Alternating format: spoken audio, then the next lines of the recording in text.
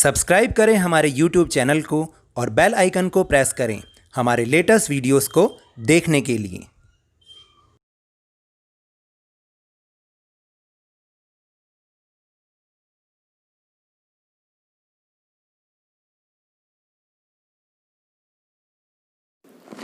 Hello and welcome to Lavneesh sir की class.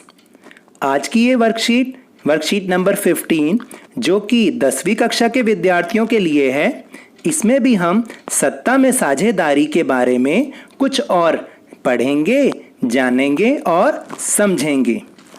अभी तक हमने सत्ता में साझेदारी के कई रूपों को पढ़ा और वो हमने दो देशों के उदाहरण के रूप में पढ़ा। ये दो देश थे बेल्जियम और श्रीलंका। बेल्जियम और श्रीलंका के उदाहरणों के द्वारा हमने सत्ता में साझेदारी के दो भिन्न रूपों को भी देखा। बेल्जियम ने तो संविधान संशोधन के माध्यम से विभिन्न समुदायों को सत्ता में साझेदार बनाया ताकि वहां होने वाले आपसी टकराहट को रोका जा सके। तो आपने देखा था ना कि किस तरह से बेल्जियम ने समझदारी दिखाते हुए दोनों भाषाई समूह को सत्ता में साझेदार बनाया, जिससे उनके बीच की कड़वाहट को दूर किया जा सका। लेकिन श्रीलंका ने 1956 में जो कानून बनाया, उसके द्वारा उसने बहुसंख्यकवाद को बढ़ावा दिया। बहुसंख्यकवाद यानी जिस भाषा के बोलने वाले लोग वहाँ ज़्यादा थे, उन्हीं की सरकार बनाई और उन्हीं को लाभ पहुंचाते हुए उसने वो कानून बनाया, जिसके कारण वहाँ दूसरी भाषा जो तमिल भाषा वाले लोग थे वो अपने आप को बेगाना महसूस करने लगे और इसी कारण से वहाँ पर गृह युद्ध छिड़ गया, जो कि आज भी स्थिति लगभग वैसी ही है। आज भी तमिल और सिंगलियों में गृह युद्ध की जो संभावना है वो बनी रहती है। इसलिए सत्ता में साझेदारी बहुत ज़रूरत है। अगर सत्ता में साझेदारी ना हो तो वहाँ पर हमेशा एक युद्ध की स्थिति बनी रहती है, एक तनाव की स्थिति बनी रहती है। इसलिए सत्ता में साझेदारी तो बहुत ज़रूरी है।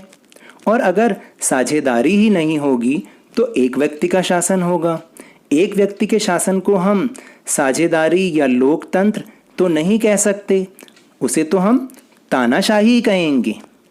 इसलिए जब भी लोकतंत्र का नाम लिया जाता है तो उसमें लोगों की सरकार को सबसे प्रमुखता दी जाती है। और जब लोगों की सरकार होगी यानी दो या दो से अधिक लोगों की सरकार होगी तो वहाँ पर साझेदारी शक्तियों का बंटवारा होगा ही होगा। तो इसलिए अब हम आगे ये पढ़ते हैं कि सत्ता में साझेदारी जरूरी क्यों है। सत्ता की साझेदारी के पक्ष में कुछ तर्क भी दिए जा सकते हैं और ये तर्क हैं युक्तिपरक तर्क और नैतिक तर्क। युक्तिपरक तर्क, अब इसका मतलब क्या होता है? युक्तिपरक तर्क का मतलब है यानी एक उपाय जिससे साझेदार बनाकर तनाव को कम किया जा सके। और नैतिक तर्क यानी नीति क्या कहती है, यानी लोकतंत्र की नीति क्या कहती है, उसके हिसाब से भी हम सत्ता की साझेदारी के महत्व को जानेंगे। लेकिन सबसे पहले हम युक्तिपरक तर्क को जानते हैं और समझते हैं। ये युक्तिपरक तर्क के द्वारा सत्ता में साझेदारी का महत्व हम कैसे जानेंगे? तो वो इस प्रकार हो सकता है कि सत्ता की भागीदारी या बंटवारे से विभिन्न सामाजिक समूहों के मध्य टकराव कम हो जाता है। बिल्कुल सही बात है कि यदि हम विभिन्न सामाजिक समूहों को सत्ता में भागीदार बना दें तो उनके बीच जो आपस में टकराव होता है उसका अंदेशा बहुत कम हो जाता है। इससे हिंसा और राजनीतिक अस्थिरता भी कम हो जाती है। फिर बहुसंख्यकों द्वारा अल्पसंख्यकों से भेदभाव करना दोनों वर्गों के लिए ही हानिकारक साबित होता है, क्योंकि जैसे हमने श्रीलंका का उदाहरण पढ़ा उसमें हमने यही जाना कि बहुसंख्या वाले जो लोग थे वो किस तरह से अल्पसंख्यकों की जो इच्छाएं थी उनको दबाना चाहते थे। इसलिए सत्ता में साझेदारी बहुत ज़्यादा ज़रूरी है। और भारत में तो अनुसूचित जातियों और जनजातियों के लिए संसद व विधानसभाओं में आरक्षित सीटें भी हैं, जो कि इसका सत्ता में साझेदारी का एक बहुत बड़ा उदाहरण है। यहाँ तक कि जो पंचायतें होती हैं उसमें महिलाओं के लिए भी सीटों का आरक्षण किया गया है, ताकि महिलाओं को भी उस सत्ता में, सरकार में भागीदारी का पूरा पूरा मौका दिया जा सके। अब हम पढ़ते हैं नैतिक तर्क के बारे में, यानी नीति क्या कहती है, नीति के संदर्भ में सत्ता की साझेदारी का क्या महत्व है। तो सत्ता में जो साझेदारी है वो नैतिक रूप से भी उचित है, क्योंकि सबसे पहले ये लोकतंत्र की आत्मा है। जैसे शरीर और आत्मा को अलग नहीं किया जा सकता, वैसे ही लोकतंत्र और साझेदारी को कभी अलग नहीं किया जा सकता, क्योंकि लोकतंत्र में लोगों की सरकार होती है और जो लोगों की सरकार होती है वो मिलजुल कर साझेदारी से ही काम करती है। भारत में वयस्क मताधिकार के अंतर्गत 18 वर्ष की आयु के व्यक्तियों को बिना किसी भेदभाव के अपना वोट देने का और चुनाव लड़ने का भी अधिकार है। तो इसके द्वारा वो सत्ता में साझेदारी करते हैं। एक समय में किन किन रूपों में सत्ता की साझेदारी नजर आती है, तो ये एक बोर्ड पॉइंट ऑफ व्यू से बहुत बहुत इम्पोर्टेंट क्वेश्चन है और अक्सर 5 नंबर का ये बोर्ड की परीक्षाओं में प्रश्न अक्सर पूछा जाता है।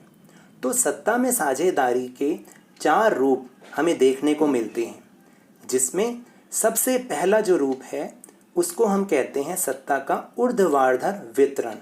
ये ऊर्ध्वाधर वितरण क्या चीज़ है? ऊर्ध्वाधर का मतलब है ऊपर से नीचे की ओर। जैसे केंद्र सरकार, राज्य सरकार और स्थानीय सरकारों का आपस में साझेदारी करके देश को चलाना, यानी केंद्र सरकार अपनी शक्तियों का बंटवारा राज्य सरकार और फिर स्थानीय सरकार के बीच करती है। केंद्र सरकार यानी पूरे देश के लिए जो सरकार होती है, जैसे भारत सरकार। राज्य सरकार फिर उससे नीचे का लेवल जो है राज्य सरकार का है। राज्य सरकार जो कि अपने राज्य तक सीमित होती है, जैसे कि राजस्थान सरकार, जैसे मध्य प्रदेश सरकार, पश्चिम बंगाल सरकार आदि। और फिर स्थानीय सरकार यानी अपने एक सीमित क्षेत्र की सरकार, जिसे हम नगरों में तो नगर निगम के नाम से जानते हैं और गाँव में ग्राम पंचायत के नाम से जानते हैं। तो इसे हम विभिन्न शासन के विभिन्न स्तरों के बीच भी सत्ता की साझेदारी कहते हैं। और इसका ये जो दूसरा नाम मैंने आपको बताया कि इसे हम सत्ता का ऊर्ध्वाधर वितरण भी कहते हैं। आप इसे भी ध्यान रखिएगा। अब जो दूसरा रूप हमारे सामने आता है वो है सत्ता का क्षैतिज वितरण। क्षैतिज वितरण यानी एक ही लेवल पर जो डिस्ट्रीब्यूशन होता है पावर का, उसको हम क्षैतिज वितरण कहते हैं।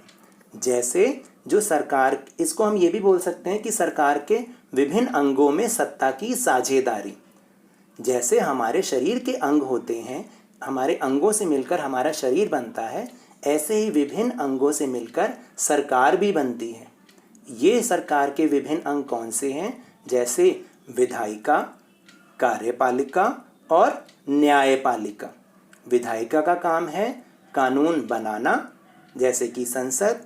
कार्यपालिका उसमें नेता और जितने भी हमारे जो सरकारी अफसर होते हैं, सरकारी नौकरशाह लोग होते हैं, वो कार्यपालिका में आते हैं। और न्यायपालिका जो हमारी कोर्ट्स हैं, इनके बीच भी सत्ता का बंटवारा होता है, शक्तियों का बंटवारा होता है। क्योंकि अगर ये इनके बीच शक्तियों का बंटवारा नहीं होगा, इनके बीच शक्तियों का बंटवारा नहीं होगा, तो सरकार अपना काम ठीक ढंग से नहीं कर पाएगी।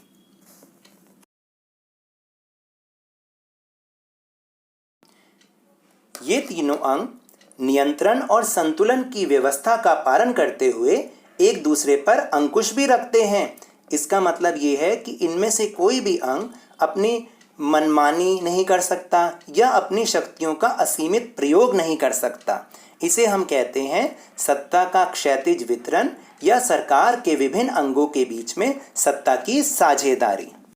अब हम पढ़ते हैं इसका तीसरा रूप, जो कि है विभिन्न सामाजिक समूहों जैसे भाषाई और धार्मिक समूहों के बीच में सत्ता का वितरण। इसके कई सारे एग्जाम्पल हमने पढ़े भी हैं और आगे भी हम समझ सकते हैं, जैसे कि बेल्जियम का उदाहरण सबसे बड़ा उदाहरण है। वहाँ पर विभिन्न भाषाई समूहों के बीच में सत्ता का बंटवारा हुआ, यानी शक्तियों का बंटवारा हुआ। और हमारे देश भारत में तो धार्मिक आधार पर भी सत्ता का बंटवारा होता है। सत्ता का बंटवारा कैसे होता है? क्योंकि विभिन्न धार्मिक समूहों को सरकार में आमंत्रित किया जाता है, सरकार बनाने के लिए आमंत्रित किया जाता है और फिर उनमें शक्तियों का बंटवारा होता है, जिससे उनके बीच के आपस के मतभेद समाप्त हो जाते हैं। इसके अलावा यहाँ पर महिलाओं को भी सरकार में आरक्षण दिया गया है और अनुसूचित जाति, अनुसूचित जनजाति वाले लोगों को या अन्य पिछड़ा वर्ग वाले लोगों को भी सरकार में चुनने के लिए आरक्षित सीटें दी गई हैं, ताकि सभी जो सामाजिक समूह हैं उनके बीच शक्तियों का बंटवारा करके उनके बीच आपस के जो मतभेद हैं उन्हें समाप्त किया जा सके।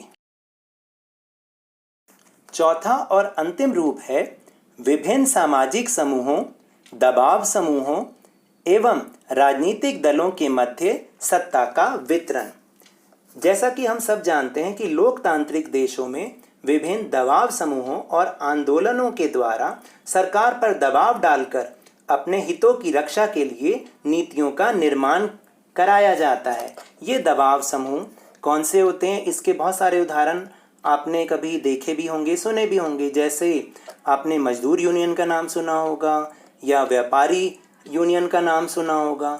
ये सारी यूनियनें जो हैं वो दबाव समूह का काम करती हैं और सरकार पर दबाव डालकर अपने पक्ष में नीतियों का निर्माण कराने के लिए दबाव डालती हैं। इसी प्रकार कभी कभी चुनाव के पश्चात 2 या 2 से अधिक दल भी गठबंधन सरकार का निर्माण करके सत्ता का संयुक्त रूप से, जॉइंट रूप से भी प्रयोग करते हैं। सरकार जो भी निर्णय लेती है वो विभिन्न कमेटियों के माध्यम से लेती है या विभिन्न समितियों के माध्यम से, और इन समिति में दबाव समूह के लोग भी शामिल रहते हैं, जो कि सरकार की कमेटी पे अपने हितों को बताते हैं और उनको पूरा करने का दबाव डालते हैं। तो इस प्रकार विभिन्न दबाव समूहों और सरकार के बीच में भी सत्ता की साझेदारी होती है। तो सुना आपने और समझा कि सत्ता में साझेदारी के जो 4 रूप हैं उनको मैंने बहुत विस्तार से समझाया है। तो इसको आप बहुत ध्यान से समझिएगा क्योंकि ये एक बहुत इम्पॉर्टेंट क्वेश्चन है। तो चलिए अब चलते हैं प्रश्न उत्तर की ओर, उन्हें भी हम एक बार डिस्कस कर लें। मैं पहले भी कई बार बता चुका हूँ कि मेरे ये उत्तर केवल और केवल सजेशंस हैं। आप पाठ को अच्छी तरह पढ़कर उसमें अपनी समझ से, अपने दिमाग से भी प्रश्नों का उत्तर लिख सकते हैं। तो चलें पहले प्रश्न की ओर। पहला प्रश्न है, सत्ता में साझेदारी का महत्व बताइए।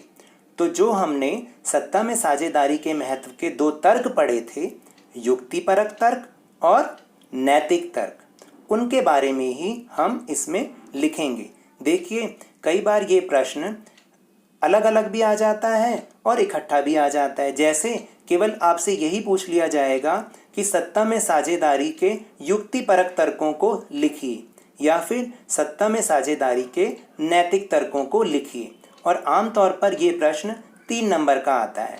यदि अलग अलग आए तो आप अलग अलग लिखिएगा, और यदि आपसे केवल यही पूछा जाए कि क्या महत्व है तो आप केवल उसमें से युक्तिपरक तर्क, नैतिक तर्क दोनों को मिलाकर भी लिख सकते हैं। तो मैंने आपको ऊपर बहुत अच्छे से समझाया है, आप उसे पुनः सुनकर अपने इस उत्तर को लिखने का प्रयास करें। फिर प्रश्न नंबर 2 है, सत्ता के ऊर्ध्वाधर वितरण की व्याख्या कीजिए।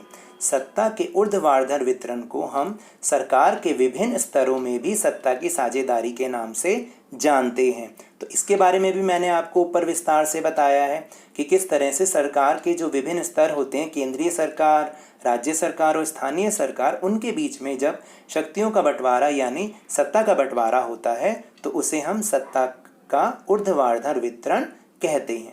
फिर प्रश्न नंबर 3 है, सत्ता के क्षैतिज वितरण की व्याख्या कीजिए। सत्ता के क्षैतिज वितरण को हम सरकार के विभिन्न अंगों के बीच साझेदारी भी कहते हैं या शासन के विभिन्न अंगों के बीच साझेदारी के नाम से जानते हैं। इसमें विधायिका, कार्यपालिका और न्यायपालिका के बीच में शक्तियों का बंटवारा होता है ताकि व्यवस्था को सही ढंग से चलाया जा सके। और फिर अंतिम प्रश्न है, भारत में सत्ता के साझेदारी के कौन कौन से रूप अपनाए जाते हैं, उदाहरणों के माध्यम से स्पष्ट कीजिए।